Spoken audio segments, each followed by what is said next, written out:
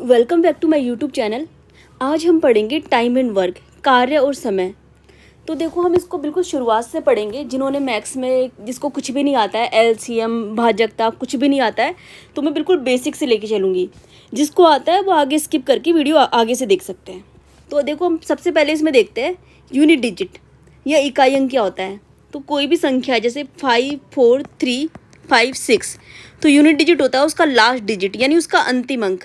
उसके अंतिम अंक अंतिम अंक को ही क्या बोलते हैं? इकाई अंक या यूनिट डिजिट या लास्ट डिजिट। समझ में आया? किसी भी संख्या का अंतिम अंक क्या होता है? यूनिट डिजिट या इकाई अंक।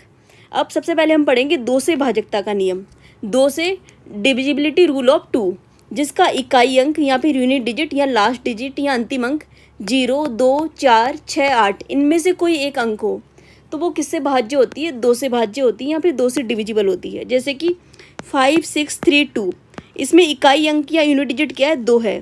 तो इसका मतलब ये संख्या किससे भाज्य होगी? 2 से भाज्य होगी। देखो, अभी मैंने बोला जिसका इकाई अंक इन अंकों में से, इन 5 अंकों में से कोई सा भी एक अंक इकाई अंक हो, उसका अंतिम अंक इनमें से 0, 2, 4, 6, 8 इनमें से कुछ भी हो, तो वो संख्या किससे भाज्य होती है? 2 से। तो देखो, अंतिम अंक 2 आ रहा है।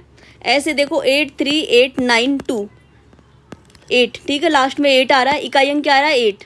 तो इसका मतलब ये भी किससे भाज्य है? पूरी संख्या 2 से। समझ में आया? ऐसे ही 5 का है। 5 का रूल क्या है? जिसका इकाई अंक या लास्ट डिजिट क्या है? 0 या 5 हो, वो किससे भाज्य होती है? 5 से भाज्य होती है। जैसे कि 0, 3, 5, 0, 3, 1, 2, 5 ये कोई संख्या है, तो इसका लास्ट डिजिट या यूनिट डिजिट क्या आ रहा है? इकाई अंक क्या आ रहा है? 5 आ रहा है। इसका मतलब ये पूरी संख्या किससे भाज्य है? 5 से। समझ में आया? या तो 0 आए या 5 में आए लास्ट में। तो 2 का हो गया, 5 का हो गया। अब देखते हैं हम 4 से भाजकता का नियम, डिविजिबिलिटी रूल ऑफ 2। अंतिम 2 अंक 4 से भाज्य हो, लास्ट 2 डिजिट्स डिविजिबल बाई 4। तो 4 से भाज्य होगी वो संख्या। कोई संख्या 4 से भाज्य कब होगी? जब उसके अंतिम 2 अंक, लास्ट 2 डिजिट्स किससे भाज्य हो? 4 से भाज्य हो, 4 से डिविजिबल हो। अब भाज्य का मतलब क्या होता है? भाज्य का मतलब होता है, जैसे 4 से भाज्य, इसका मतलब उस संख्या में 4 का भाग देने पर रिमाइंडर या शेषफल क्या आना चाहिए? 0। तो इसका मतलब वो संख्या 4 से डिविजिबल है, 4 से भाज्य है। समझ में आया? भाज्य का मतलब क्या होता है? डिविजिबल का मतलब होता है उस संख्या में, उस संख्या का भाग 4 का, जैसे 4 से भाज्य है, 4 से डिविजिबल है, तो 4 का भाग उस संख्या में देने पर रिमाइंडर या शेषफल क्या बचना चाहिए? ये रिमाइंडर या शेषफल होता है, नीचे बचता है जो, ये क्या आना चाहिए? 0 आना चाहिए। समझ में आया? तो 4 से भाज्य है, तो अंतिम 2 अंकों में देखो 84 में अगर 4 का भाग देंगे तो शेषफल या रिमाइंडर क्या बचेगा? 0। देखो, 4 का 84 में भाग दिया, 21, पूरी की पूरा कट गया। तो इसका मतलब शेषफल क्या बच रहा है? 84 में अगर हम 4 का डिवाइड करें, देखो 4, 4 दूनी 8, ठीक है, 0, 4, 4 एकम 4, ठीक है, 4 में से लास्ट में क्या बच गया? 0। इसका मतलब शेषफल या रिमाइंडर क्या बच गया? 0। तो 84 में 4 से डिविजिबल है, 4 से भाज्य है, यानी अंतिम 2 अंक 4 से भाज्य है। तो ये पूरी की पूरी संख्या भी किससे भाज्य होगी? 4 से। तो ये पूरी संख्या किससे भाज्य, किससे डिविजिबल है? 4 से। समझ में आया? ये 4 का है। आगे हम देख के 8 से डिविजिबिलिटी का रूल या 8 से भाजकता का नियम। तो 8 में क्या होता है? अंतिम 3 अंकों में 8 का भाग जाए, last 3 digits are divisible by 8, तो वो 8 से भाज्य होती है, डिविजिबल बाई 8। जैसे कि ये संख्या हमको चेक करनी है 8 से भाज्य है या नहीं है, तो हम क्या करेंगे? इसके अंतिम 3 अंक या लास्ट 3 डिजिट्स में 8 का भाग देकर देखेंगे, ठीक है। तो 424 में देखो 8 का भाग दे लो, 8 पंजे 40, ठीक है, 2 बच गया, 4 उतार दिया, 8 दिया 24, तो नीचे क्या बच गया? शेषफल लास्ट में 0 बच गया, यानी रिमाइंडर या शेषफल क्या आना चाहिए? लास्ट में 0। तो रिमाइंडर या शेषफल अगर 0 आ रहा है, तो इसका मतलब वो संख्या उससे भाज्य है। तो ये संख्या 8 से भाज्य है, 424 में 8 का भाग देने पर पूरा पूरा कट रहा है, तो इसका मतलब ये 8 से भाज्य अंतिम 3 अंक, तो ये पूरी संख्या भी 8 से भाज्य होगी, 8 से डिविजिबल होगी। 4 में तो क्या होता है? अंतिम 2 अंक होता है, और 8 में क्या होता है? अंतिम 3 अंक। समझ में आया? अब देखो 11 से भाजकता का नियम, डिविजिबिलिटी रूल ऑफ 11। एकांतर अंकों के योग का अंतर 0 आए, या फिर क्या आना चाहिए? एक ऐसी संख्या है जो कि 11 से भाज्य हो। Subtraction of sum of alternate numbers is divisible by 11। इसको हम एक एग्जाम्पल से समझेंगे। ये लाइन आपको समझ में नहीं आ रही होगी। जैसे कि 3, 4, 3, 1, 6, ठीक है, तो हम एकांतर का मतलब एक छोड़कर एक, एकांतर या अल्टरनेट नंबर, ठीक है, एकांतर अंक या फिर अल्टरनेट नंबर। तो अल्टरनेट डिजिट क्या होगी? जैसे 3, फिर इसको एक छोड़ दिया, फिर 3, फिर अगला अंक छोड़ दिया, फिर 6। तो इन सब का क्या कर लो टोटल, 3 और 3 6, 6 और 6 कितना आ गया 12। समझ में आया।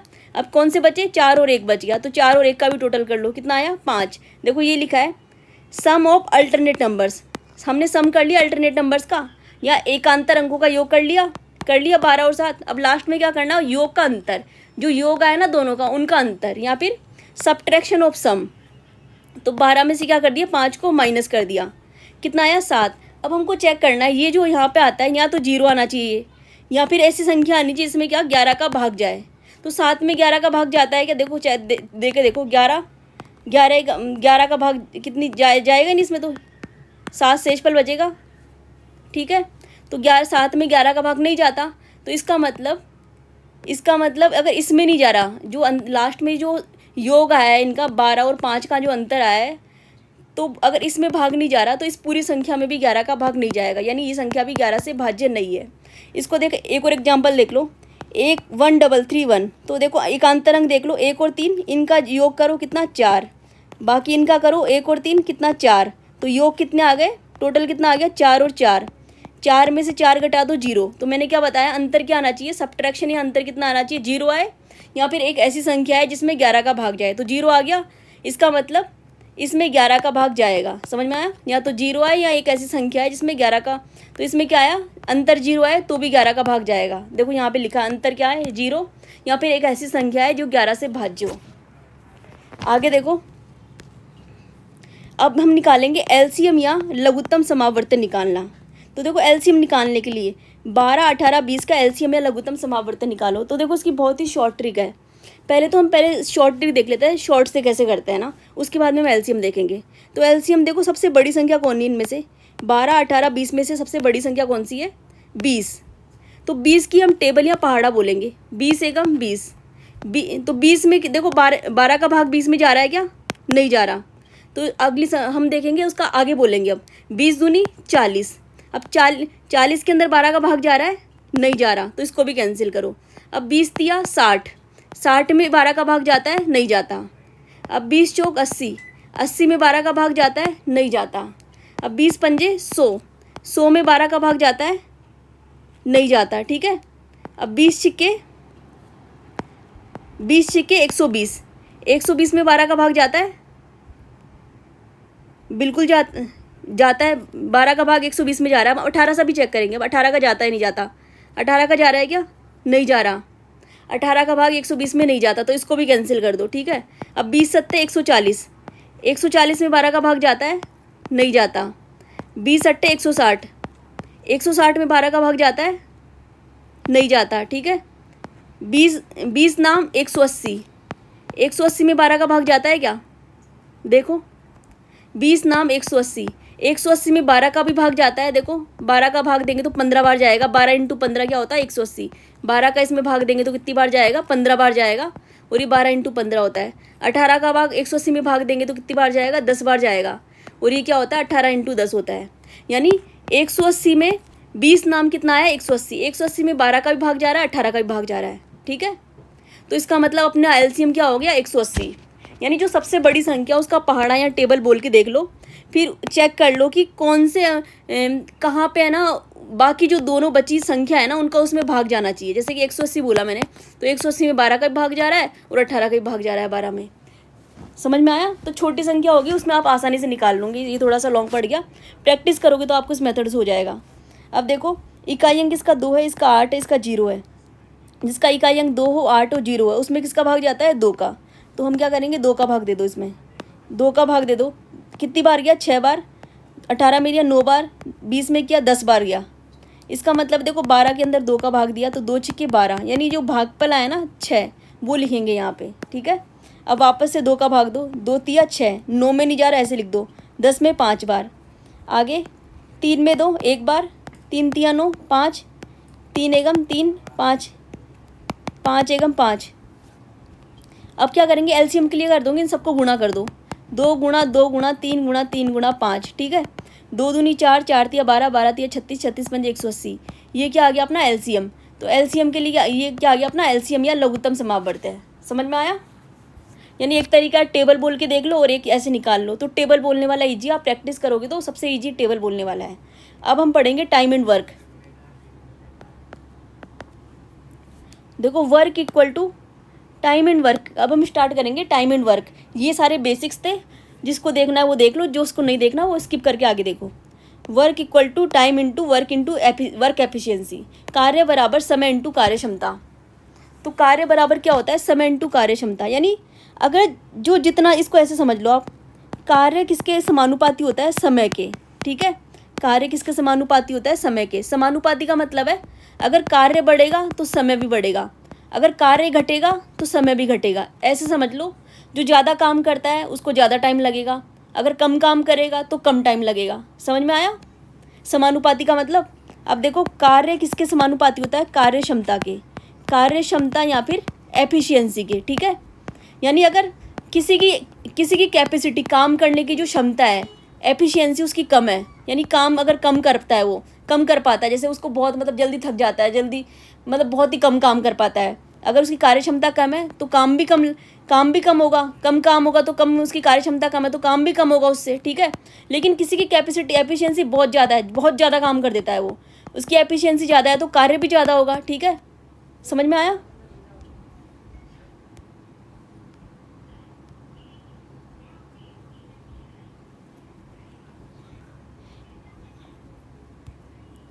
अब देखो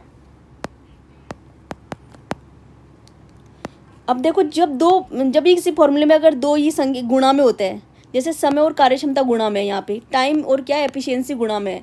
जब वो आपस में गुणा में होते हैं, मल्टीप्लाई में होते हैं, तो वो क्या होते हैं आपस में व्युत्क्रमानुपाती। क्या होता है, व्युत्क्रमानुपाती।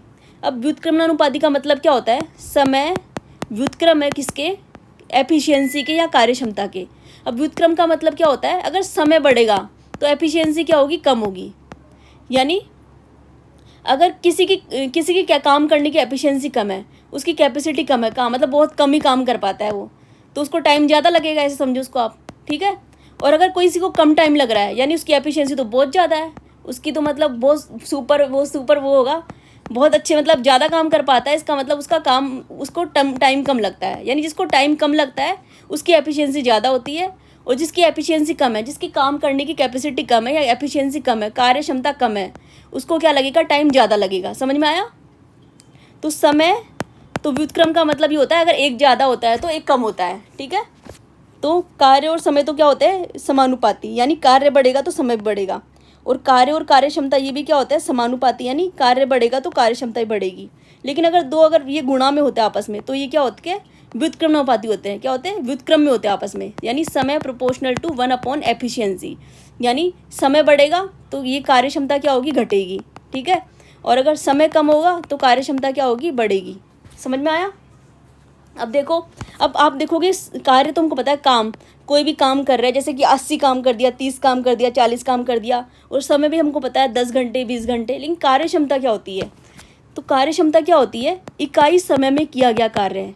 वर्क डन इन यूनिट, इकाई समय में किया गया कार्य है। तो एफिशिएंसी क्या होती है, जो इकाई, जैसे मैंने 20 घंटे में मैं 80 काम कर देती हूँ, कितना काम करती हूँ मैं, 80 काम कर दिया मैंने 20 घंटे में। ठीक है, तो मेरी कार्य क्षमता क्या हो गई, कार्य क्षमता बराबर क्या होती है, कार्य बटे समय। क्या होती है, कार्य बटे समय। कार्य क्षमता, एफिशिएंसी बराबर होती है वर्क अपॉन टाइम। तो मेरी एफिशिएंसी क्या हो जाएगी,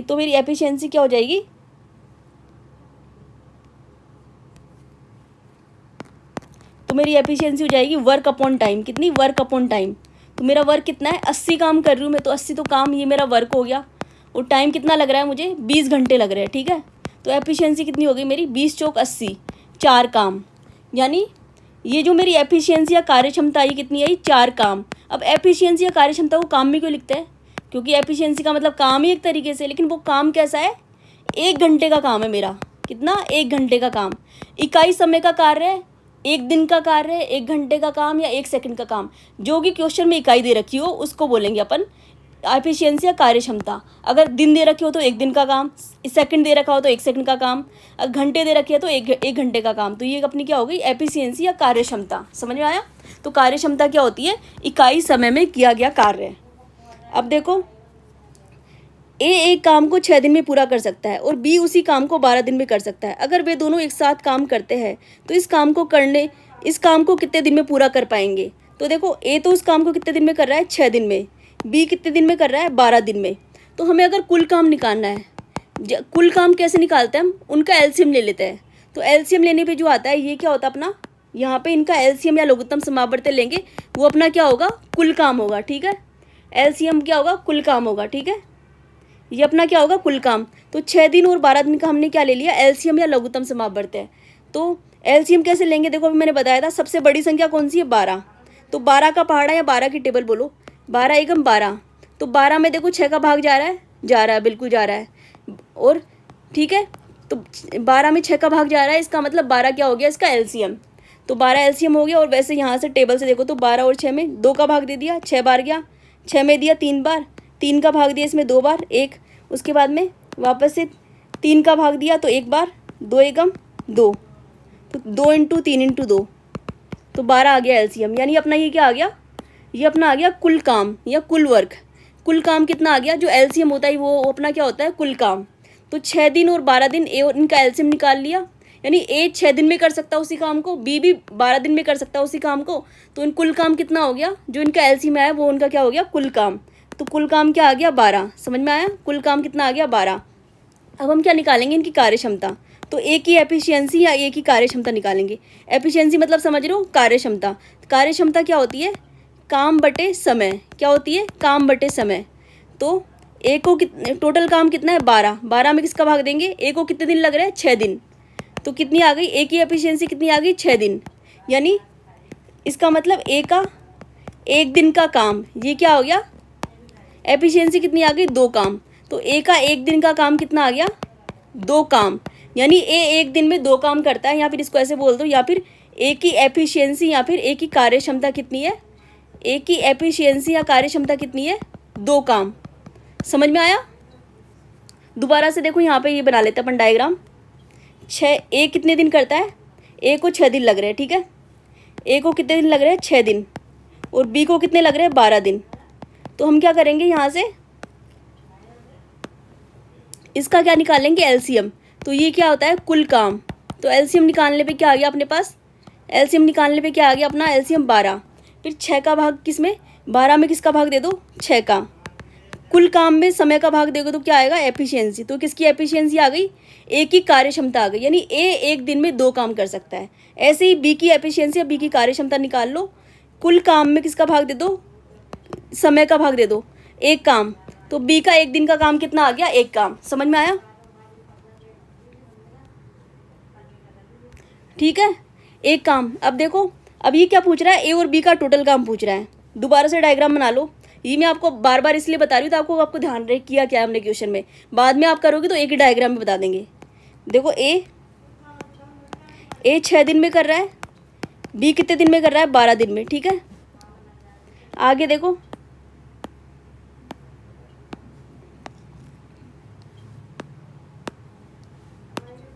एलसीएम कितना आ गया? 12। ठीक है, 12 काम, ये क्या आ गया? एलसीएम। ठीक है, और उसके बाद में 6 का भाग 12 में दिया तो कितना आया? 2 काम। ये किसकी आ गई? ए की एफिशिएंसी।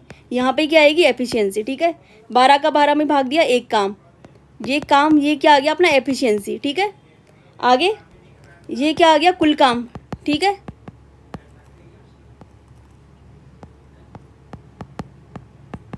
आगे देखो, अब हमको क्या निकालना है? ए और बी मिलके दोनों कितने दिन में करते हैं?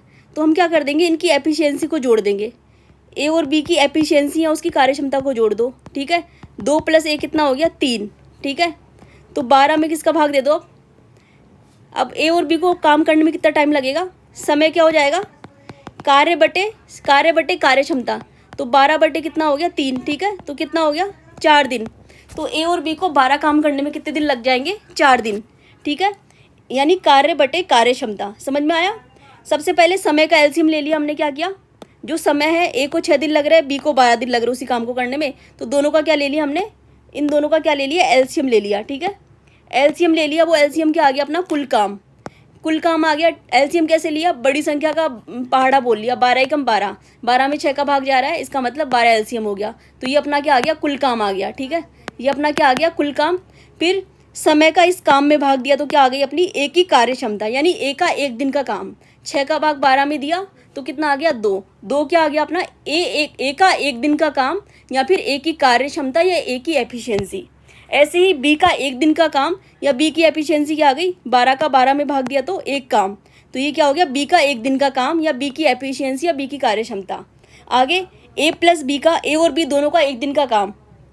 अब ए और बी का एक दिन का काम या ए और बी की कार्य क्षमता या ए और बी की एफिशिएंसी कितनी आ गई, इन दोनों को जोड़ दो, ए की जोड़ दो और बी की जोड़ दो, कितनी आ गई, ए का एक दिन का काम 2, बी का एक दिन का काम 3, तो ए और बी का मिला के 2 और 1 3, ए और बी का एक दिन का काम कितना आ गया 3, यानी ए और बी की एफिशिएंसी या ए और बी की कार्य क्षमता कितनी आ गई 3 काम। ये 3 काम समझ में आया, ये ए और बी की एफिशिएंसी आ गई। अब ए और बी को उसी काम को करने में लगा समय कितना आ जाएगा, समय क्या होता है कार्य बटे कार्य क्षमता, वर्क अपॉन एफिशिएंसी। तो काम तो कितना है 12, तो इस 12 में किसका भाग दे दोगे 3 का, इनकी कुल एफिशिएंसी या कुल कार्य क्षमता का, तो 12/3 कितना आ गया 4 दिन। तो ए और बी को 12 काम को करने में लगा समय कितना आ गया 4 दिन। ये क्या हो गया अपना आंसर, देखो ये अपना आंसर हो गया, ठीक है 4 दिन। इधर देखो समझ में आया, अगर वे दोनों एक साथ काम करें तो इस काम को कितने दिन में पूरा कर पाएंगे। तो देखो इसको दोबारा से शॉर्ट में देख लो, एक बार दोबारा से शॉर्ट में देख लो। ये तो क्या मैंने पूरा बेसिक से बताया, किसी को बिल्कुल नहीं पता हो उसके लिए। ए कितने दिन में करता है 6 दिन में, ठीक है ए 6 दिन में करता है, बी कितने दिन में करता है 12 दिन में। इनका हमने क्या ले लिया एलसीएम, एलसीएम क्या आया 12, 6 का भाग 12 में दिया 2, 12 का भाग 12 में दिया 1, तो ये अपनी इधर क्या आ गई एलसीएम, ये अपनी क्या आ गई एफिशिएंसी या कार्य क्षमता, और ये क्या एलसीएम जो आया वो क्या है कुल काम। अब ए और बी का कितना आ गया 2 और 1 को जोड़ लेंगे तो कितना आ गया 3, ये किसकी एफिशिएंसी आ गई ए प्लस बी की, ए और बी की मिला के एफिशिएंसी या कार्य क्षमता 3 आ गई। फिर कुल काम में एफिशिएंसी का भाग दे दो, तो ए प्लस बी का जो कितना समय लग रहा है वो आ जाएगा इधर, कितना समय लगे इनको 4 दिन, ए प्लस बी को कितना समय लगा 4 दिन लगा। समझ में आ गया, ये बिल्कुल शॉर्ट इधर, ये पूरा डिटेल में इसलिए किया है ताकि आपको समझ में आ जाए। तो ऐसे करेंगे इन क्वेश्चन को। अगला क्वेश्चन देखो आप, A can do 1/4 of A work in 5 days and we can do, A किसी कार्य को एक चौथाई भाग को 5 दिनों में कर सकता है और बी उसी काम के 2/5 भाग को 10 दिन में कर सकता है। ए और बी दोनों मिलकर उस कार्य को कितने दिन में पूरा कर सकते हैं। तो देखो इसको कैसे करेंगे हम, इसको देखो हम कैसे करेंगे, ए किसी कार्य के 1/4 को, ए क्या करता है उस काम के 1/4 भाग को कितने दिन में करता है 5 दिन में, ठीक है। और तो देखो इसको हम ऐसे करेंगे 1/4, इसको हम कैसे करेंगे 1/5 है ना, तो 5 का, तो ये कितना गुना है 1 को 5 बनाने के लिए हमको किससे गुना करना पड़ रहा है 5 से, यानी 1 का 5 गुना कितना है 5, तो 4 का भी कितना करो 5 गुना, 4 का 5 गुना कितना आ गया 20, तो ए को करने में कितने दिन लगे 20 दिन। समझ में आया, तो ए को करने में कितने दिन लगेंगे 20। ऐसे ही बी 2/5 भाग को 10 दिन में कर रहा है, ठीक है। तो देखो बी 2/5 काम को कितने दिन में कर रहा है 10 दिन में, ठीक है।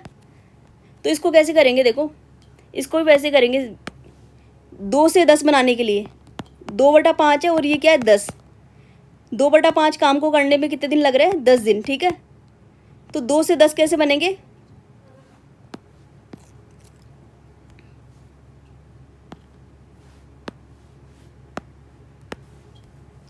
ये देखो बी कितना काम कर रहा है 2/5 काम कर रहा है कितने दिन में 10 दिन में, ठीक है।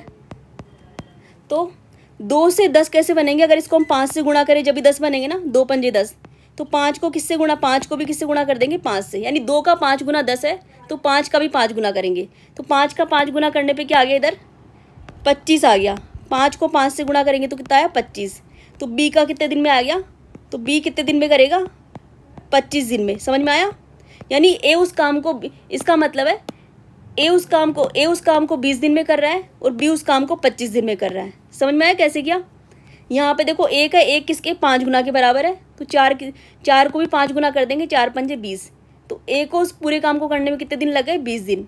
बी 2/5 उस काम के 2/5 भाग को कितने दिन में कर रहा है 10 दिन में। तो देखो 2 से 10 बनाने के लिए हमें क्या करना पड़ेगा 5 गुना करना पड़ेगा, यानी 2 का 5 गुना किसके बराबर है, 10 के बराबर। 2 गुणा 5 10 होता है, तो यहाँ पे भी कर दो 5, यहाँ पे 5 से गुणा कर दो।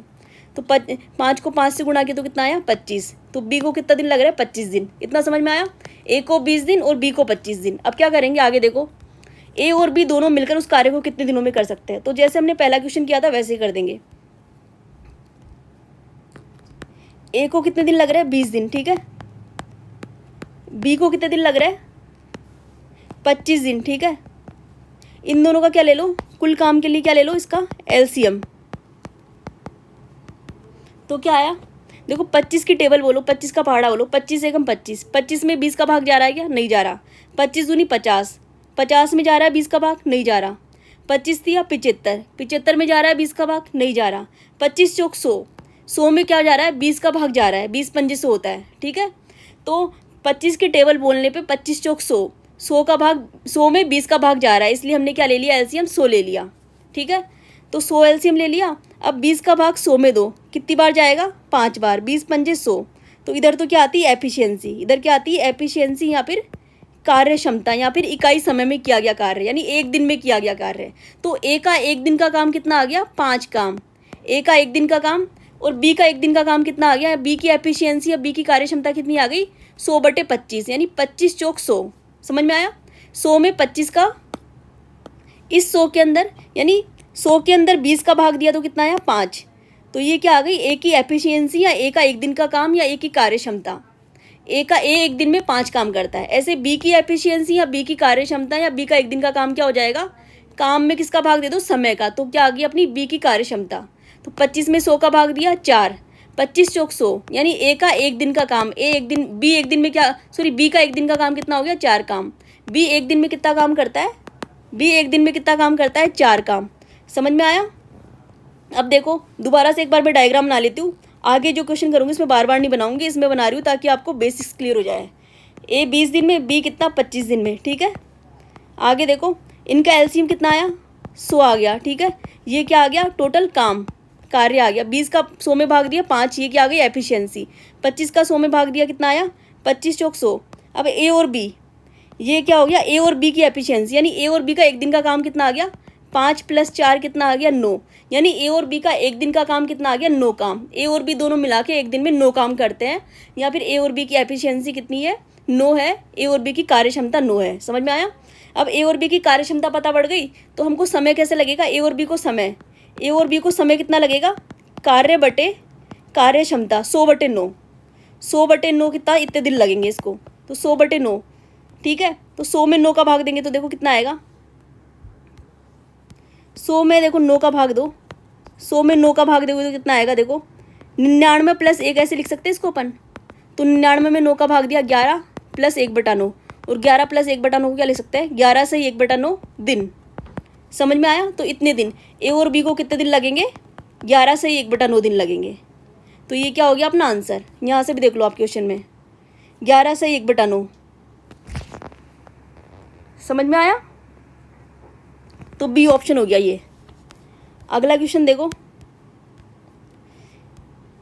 ए 7 दिन में 20% कार्य कर सकता है, बी 7 दिन में 25% कार्य कर सकता है। यदि वे अकेले कार्य करते हैं, यानी वो अकेले कार्य करते हैं तो ऐसे ऐसे कार्य कर सकते हैं। यदि वो साथ में करते हैं तो 7 दिन में कितना % कार्य कर सकते हैं। तो देखो एक बार के लिए आप ये भूल जाओ, ए 7 दिन में कितना कार्य कर सकता है, 20%, ठीक है। तो 7 दिन को भूल जाओ, क्योंकि 7 दिन इसमें भी 7 दिन इसमें भी, दोनों में कॉमन है, ठीक है। और 7 दिन लास्ट में भी, यानी ए का 7 दिन का काम बी भी 7 दिन में कर रहा है, और ए और बी दोनों मिला के वो भी 7 दिन में कर रहे हैं। तो 7 दिन को हम सब में कॉमन है ना, ये देखो इधर भी है, इधर भी है, इधर भी है, सब जगह कॉमन है। तो 7 दिन को हम हटा सकते हैं एक बार के लिए, क्योंकि जो इनका 7 दिन का काम, तो हम क्या करेंगे, ए 20% काम, ए 20% काम करता है 7 दिन में, बी 7 दिन में 20-25% करता है। तो ए और बी मिलके 7 दिन में कितना करेंगे, 20 और 25 को जोड़ दो, कितना आ गया, 20 और 25 कितना, 45%। बस इतना सिंपल आंसर, कुछ नहीं करना, क्योंकि दिन सब में समान है ना, इसमें भी दिन इतने ही है, और ए और बी को मिला के भी 7 दिन है, सब में समान है। तो ए और बी को मिला के कितना % काम हो गया, 20 और 25 कितना हो गया, 45%। बिल्कुल सिंपल आंसर है। ए और बी को कितने दिन लगेंगे, 20 + 25%, यानी 45% काम करेंगे वो। समझ में आया। क्योंकि दिन इनका समय समान है तो कार्य भी समान होगा। समझ में आया? आगे देखो, अगला क्वेश्चन देखो। आमिर और अकबर एक काम को क्रमशः 30 दिन और 15 दिन में पूरा कर सकते हैं। अकबर ने 8 दिन तक इस पर काम करने के बाद काम छोड़ दिया। बाकी बचे कार्य को आमिर अकेले कितने दिन में पूरा कर सकता है? तो देखो ऐसे क्वेश्चन को कैसे करेंगे। एक बार के लिए मैं आमिर को क्या मान लूँ, आमिर को AM और अकबर को क्या मान लूँ AK। तो ये तो कितने दिन में कर रहा है, 30 दिन, ठीक है। और इसको कितने दिन लग रहे हैं, 15 दिन लग रहे हैं, ठीक है। तो हम क्या करेंगे, कुल काम के लिए क्या करते हैं, LCM लेते हैं। क्या करते हैं, LCM। तो LCM कैसे लेंगे, 30 की पहाड़ा बोलो, 30 एकम 30, 30 में 15 का भाग जा रहा है। तो इसका मतलब अपना LCM क्या आ गया, कुल काम कितना आ गया, 30, ठीक है। अब 30 में 30 का इधर क्या अपनी एफिशिएंसी या कार्य क्षमता आती है। तो अब कुल काम में समय का भाग दो, यानी 30 काम में किसका भाग दो, 30 दिन का। तो ये क्या आ गई, आमिर की कार्य क्षमता आ गई। आमिर का एक दिन का काम कितना हो गया, 30/30 एक काम। आमिर एक दिन में एक काम करता है, यानी आमिर की एफिशिएंसी 1। अकबर की एफिशिएंसी, अकबर की कार्य क्षमता या अकबर का एक दिन का काम कितना आ गया, 30 में 15 का भाग दोगे तो कितना आया, 2 काम। यानी अकबर का एक दिन का काम कितना हो गया, 2 काम। अकबर की एफिशिएंसी कितनी है, अकबर तो 2 काम कर लेता है एक दिन में, और आमिर एक दिन में एक ही काम कर पाता है। आगे देखो, अब क्या बोल रहा है, अब क्वेश्चन में बोल रहा है अकबर ने 8 दिन तक काम करने के बाद काम छोड़ दिया। यानी अकबर ये है, इसने क्या किया, 8 दिन तक काम करने के बाद छोड़ दिया। तो अकबर का 8 दिन का काम निकाल लो। इसने कितने दिन काम किया, अकबर ने 8 दिन। तो अकबर ने कितने दिन काम किया, 8 दिन काम किया, ठीक है। 8 दिन काम किया और उसकी एफिशिएंसी कितनी है, एक दिन का काम कितना है, 2 काम। तो कितना हो गया, 16 दिन का काम। देखो इसको कैसे करेंगे, अकबर का 8 दिन का काम, अकबर का 8 दिन का काम क्या हो जाएगा, उसकी कार्य क्षमता। काम क्या होता है, एफिशिएंसी इंटू सवर टाइम, यानी कार्य क्षमता इंटू समय होता है। तो अकबर की एफिशिएंसी कितनी है, अकबर की एफिशिएंसी, अकबर का एक दिन का काम कितना है, देखो इधर देखो, अकबर की एफिशिएंसी कितनी है, 2। तो यहाँ पे क्या आ गया, देखो 2, अकबर का एक दिन का काम 2, और अकबर को समय कितना लग रहा है, 8 दिन। तो कितना हो गया, अकबर का 8 दिन का काम कितना हो गया, 16 काम। काम क्या होता है, कार्य क्षमता इंटू समय, वर्क बराबर एफिशिएंसी इंटू टाइम। तो अकबर का 8 दिन का काम कितना हो गया, 2 × 8 = 16 काम। समझ में आया, अकबर का 8 दिन का काम कितना हो गया, 16। अब देखो आगे, 16 काम कर लिया, अब कितना बच गया काम, टोटल काम कितना था, 30। कुल काम कितना है, देखो कुल काम 30 है, और अकबर ने 8 दिन तक कितना काम कर दिया, अपनी 2 एफिशिएंसी से। एक दिन में 2 काम करता है, तो 8 दिन में उसने कितना काम कर दिया, अकबर ने 16 काम कर दिया, ठीक है। अब 30 में से देखो 16 घटा देंगे तो कितना काम बच गया अब हमारे पास। अब देखो शेष काम कितना बच गया, शेष काम 30 में से 16 घटा दो, 8 दिन तक अकबर ने कर दिया, अब कितना बच गया, 14 काम बच गया। कितना बच गया, 14 काम बच गया, ठीक है। अब इस काम को कौन कर रहा है, क्वेश्चन पढ़ो कौन कर रहा है। अकबर ने 8 दिन तक काम करने के बाद छोड़ दिया, अकबर तो छोड़ दिया, ठीक है। अब कौन बचा, केवल आमिर बचा। शेष बचे कार्य को आमिर अकेले कितने दिन में पूरा कर सकता है, ठीक है। अब ये 14 काम है, ठीक है। इस 14 काम को आमिर कितने दिन में कर सकता है, तो आमिर को जो समय लगेगा, समय क्या होता है, कार्य बटे कार्य क्षमता। क्या होता है, कार्य बटे कार्य क्षमता, यानी वर्क अपॉन एफिशिएंसी। तो आमिर का समय क्या होगा, आमिर को कितना समय लग रहा है, आमिर को कितना कार्य है, आमिर का काम कितना है, 30 काम, ठीक है।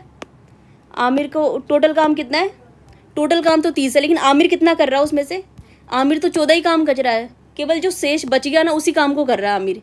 देखो क्वेश्चन में पढ़ो, अकबर ने 8 दिन तक काम करने के बाद छोड़ दिया, ठीक है। अकबर ने 8 दिन काम किया, फिर उसने छोड़ दिया, और आमिर जो शेष बचा काम है, ठीक है, बाकी बचे काम को आमिर कितने दिन में पूरा करेगा। तो जो बच गया काम वो केवल आमिर कर रहा है, तो कितना काम बच गया, 14 काम बच गया। अब काम क्या, तो इस काम को करने में आमिर को कितना टाइम लगेगा, समय बराबर कार्य बटे कार्य क्षमता, किसकी, आमिर की। तो आमिर को कितना समय लग रहा है, आमिर का कितना काम है, 14 काम बच गया, ठीक है। और आमिर की कार्य क्षमता एफिशिएंसी कितनी, इधर देखो 1, आमिर की एफिशिएंसी कितनी है, 1 है, 1 काम की। तो देखो यहाँ से 1 हो गया, तो 14/1 कितना हो गया, 14/1 कितना हो गया, 14। तो आमिर को कितने दिन लग रहे हैं, 14 दिन। ये अपना क्या हो गया, आंसर। समझ में आया, इसको दोबारा से देख लो बिल्कुल शॉर्ट में। यहाँ पे देख लो, ये आमिर, ठीक है, और ये अकबर। आगे आमिर कितना कर रहा है 30 दिन में, अकबर कितने दिन में कर रहा है 15 दिन में, ठीक है। इनका क्या ले लिया एलसीएम, कितना आ गया 30, 30 में 30 का भाग दिया 1, 15 में 30 का भाग दिया कितना 2। अब आमिर और अकबर, अकबर ने 8 दिन काम किया, ठीक है। अकबर ने क्या किया अकबर ने कितना 8 दिन काम किया, ठीक है। अकबर ने 8 दिन इस पे काम किया, तो अकबर का 8 दिन का काम कितना हो जाएगा, देखो इधर से, अकबर ने 8 दिन काम किया, ठीक है। अकबर ने कितना दिन काम किया, तो अकबर का 8 दिन का काम कितना हो गया 16। तो शेष कितना बच गया, 30 में से 16 बच गए तो कितने बच गए 14 काम। तो 14 काम को कौन बच रहा है, कौन कर रहा है, बाकी बचे काम को आमिर कर रहा है। देखो शेष बचे काम को कौन कर रहा है, आमिर कर रहा है अकेले, आमिर अकेले कर रहा है। तो अब 14 काम जो शेष काम बच गया उसको आमिर कितने दिन में करेगा। आमिर की एफिशिएंसी कितनी है, आमिर की एफिशिएंसी 1 है, तो 14/1 कार्य बटे कार्य क्षमता। तो समय बराबर क्या होता है, आमिर को कितना समय लगेगा, कार्य बटे कार्य क्षमता। आमिर का काम कितना है 14 काम है, और आमिर की कार्य क्षमता कितनी है 1, तो 14/1 कितना हो गया 14 दिन। आमिर को कितना टाइम लगेंगे 14 दिन। आमिर को कितने दिन लगेंगे 14 दिन। समझ में आया, आ गया समझ में। तो ये अपना आंसर क्या हो गया 14 दिन। ये मैंने यहाँ पे डिटेल में बताया ताकि आपको कंसेप्ट क्लियर हो जाए।